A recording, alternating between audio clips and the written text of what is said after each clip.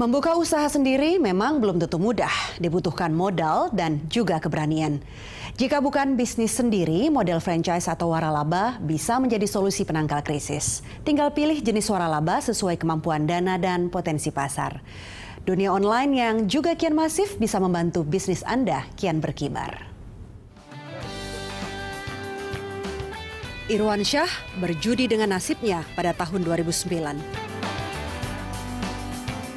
Ketika perusahaan tempat ia bekerja menawarkan program pensiun dini karena terbelit masalah, pria usia 40 tahun ini menyambutnya.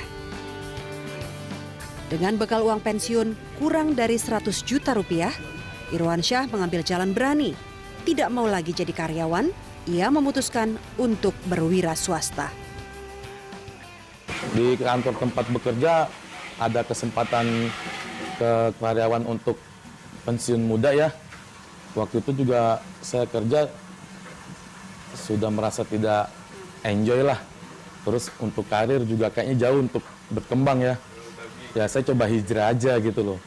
Mungkin dengan usaha ketemu jalan lah, kita bismillah aja. Irwan Syah membuka usaha isi ulang air murni. Awalnya ia hanya menjadi pengantar air kemasan galon. Bermodal pinjaman uang ke bank, Irwan Syah membeli alat filterisasi rumahan yang dapat memproduksi 10 galon air murni. Tantangannya sih nyari pelanggan aja. Kita door to door, ke perusahaan-perusahaan, ke catering, ke kantor. Ya kita jualan lah kayak sales gitu, door to door. Ya harus kita nikmati aja, penolakan itu ya biasalah. Saya anggap biasalah. Kita tuh juga sering ditawarin produk juga kita nolak kan. Saya anggap ya udahlah resiko usaha gitu aja. Kalau untuk modal sendiri ya kurang lebih mesin produksinya aja kurang lebih 50 juta lah untuk produksinya di luar tempat ya. Usaha tidak kenal lelah membuat permintaan air murni produksi Irwan Syah semakin tinggi. Usahanya berkembang, ia membeli sebuah rumah yang dijadikan tempat produksi air murni dalam jumlah besar. Alat filterisasi pun ditambah, hingga akhirnya memproduksi 250 hingga 300 galon air murni setiap hari. Dalam sebulan, Irwan Syah bisa meraup keuntungan 30 juta hingga 40 juta rupiah. Pensiun dini terbukti jadi hadiah terbesar yang ia syukuri. Ya usaha juga kalau kita nikmati ya alhamdulillah survive lah sampai sekarang gitu loh. Bisa bertahan, ya juga bisa kita menghidupi anak-anak kerja gitu loh, bisa buat ya selain ini kita bisa buat berbagi juga lah gitu loh. Jika belum bernyali buka usaha sendiri, waralaba atau usaha dengan model franchise bisa jadi pilihan. Model ini banyak dijumpai di kota-kota besar. Pameran atau Expo Waralaba kerap pula digelar. Salah satunya Franchise and Business Concept Expo 2015. Pameran waralaba ini menampilkan 80 stand usaha waralaba dan 10 usaha kecil menengah dari Kementerian Perdagangan. Sekitar 70% usaha waralaba yang ditawarkan adalah usaha kuliner, seperti usaha pizza, kebab, fried chicken, soto, dan ayam bakar. Ada juga waralaba pakaian seperti baju muslim hingga usaha laundry. Tinggal dipilih sesuai selera dan harga, mulai dari harga terjangkau hingga tinggi. Waralaba minuman misalnya mulai dari harga 10 hingga 30 juta rupiah. Sementara usaha kuliner lain yang berbentuk resto dan kafe harganya mencapai ratusan juta rupiah. Beberapa tips penting untuk disimak sebelum memutuskan masuk ke bisnis waralaba. Yang pertama, kredibilitas waralaba harus benar-benar teruji, karena citra produk penting untuk menarik minat konsumen. Kedua, tahu secara mendetil bagaimana bisnis waralaba tersebut berkembang, mulai dari awal hingga bertahan hingga sekarang. Ketiga, tentu saja harus dipastikan izin usaha bisnis waralaba bisa dipertanggungjawabkan. Jangan sampai salah pilih karena terbelit masalah hukum.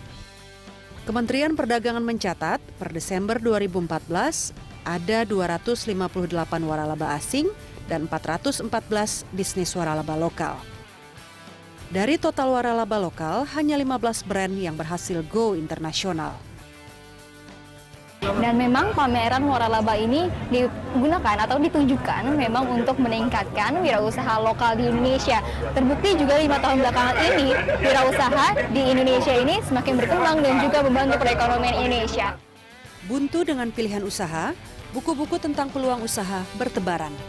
Pelatihan wira swasta dan konsultasi usaha juga banyak terbuka. Rumah Perubahan Renald Kasali misalnya, merupakan wadah yang dikelola secara mandiri dan memberikan jasa pelatihan dan konsultasi manajemen perubahan untuk pengusaha, khususnya para pengusaha yang baru tumbuh dan bergerak.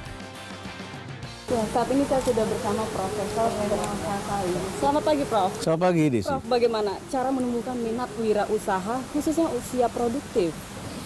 Wirausaha itu pertama-tama tentu adalah harus dilatih rasa percaya diri seseorang. Jadi orang harus coba langsung bergerak, mencoba sendiri di lapangan, merasakan, dan kemudian diapresiasi. Pasti akan jadi. Sulit nggak mencoba memulai gitu? Sulit bagi mereka yang berasal dari keluarga kelas menengah dan banyak hal yang dilarang.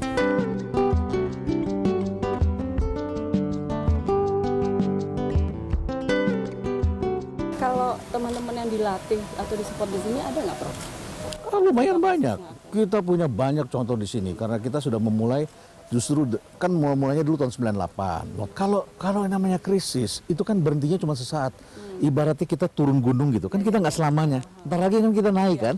Nah sekarang Anda mau nggak meneruskan beberapa langkah sebelum Anda mencapai sukses gitu. Seringkali kan orang merasa gagal padahal dia hanya berada satu langkah sebelum berhasil. Terakhir, Prof, Ya. ada nggak kiat sukses untuk mereka yang sudah mau memulai atau sudah mulai di tengah jalan tapi tersandung begitu? Oh, 80% entrepreneur itu akan tersandung. Persoalannya adalah ketika dia tersandung, dia mau bangkit lagi nggak? Ilmu kita adalah the power of unreasonable people. Kita ini orang-orang yang unreasonable. Ya, kalau orang bilang nggak mungkin, kita masih bilang kita coba deh. Ya, kita bukan pengecut, kita bukan orang yang cengeng, kita maju terus saja. Orang fighter di sini ya. Baik, terima kasih, Prof. Ya, terima kasih Desi. Semoga wirausaha makin sukses ya. Ning Hermanto merupakan ratu herbal yang bergabung dalam Rumah Perubahan. Pecinta warna ungu ini mengolah jamu herbal dari mahkota dewa. Pasca krisis tahun 98, Ning Hermanto memberanikan diri merogoh uang Rp500.000 untuk modal awal wirausahanya. Dulu terus terang saja mula-mulanya saya modalnya 500.000 bersama teman-teman. Dulu hanya mimpi punya perusahaan.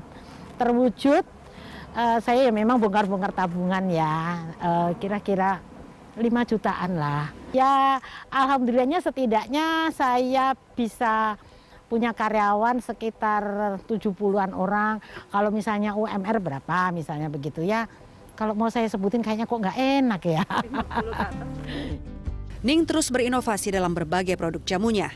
Tujuannya agar jamu herbalnya tetap diminati masyarakat. Produk terbarunya jamu untuk penyakit kardiovaskular. Menurutnya, jenis penyakit itu mudah dideteksi dan paling sering ditemukan di masyarakat.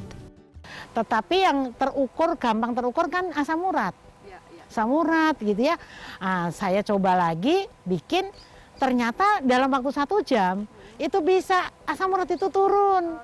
Iya, asam urat, diabetes, kolesterol 1 jam aja turun. Nah itu saya nggak sekedar testimoni kalau seperti itu. Saya telitilah secara ilmiah. Karena kebetulan saya juga mahasiswi kan. Gitu saya dibantu dosen saya membuat apa yang sudah saya lakukan, saya teliti itu dijurnalkan. Jadi jurnal ilmiah. Christotorus Richard yang juga ikut Rumah Perubahan adalah mantan pengusaha sawit yang berinovasi membuat bajai listrik. Kendaraan roda 4 ini 95% bahannya asli lokal, hanya 5% yang impor. Richard meriset kendaraan ini hampir 3 tahun. Setiap orang harus bisa mengembangkan potensi yang ada. Nah, semua itu lahir dari harapan. Kalau kita memberi harapan kepada setiap orang, saya yakin mereka akan berkembang. Bajai ini 95% produk dalam negeri. Jadi, sekali lagi kalau memang untuk wira-usaha, saya rasa harapan untuk bisa dalam masa krisis, jangan pernah takut, semua pasti ada jalan keluarnya. Bajai seharga 60 juta rupiah ini bisa menampung hingga 5 penumpang dengan kecepatan 40-50 km per jam. Jika izin kelaikan kendaraan telah keluar, bajai listrik karya Richard akan dijual ke pasaran.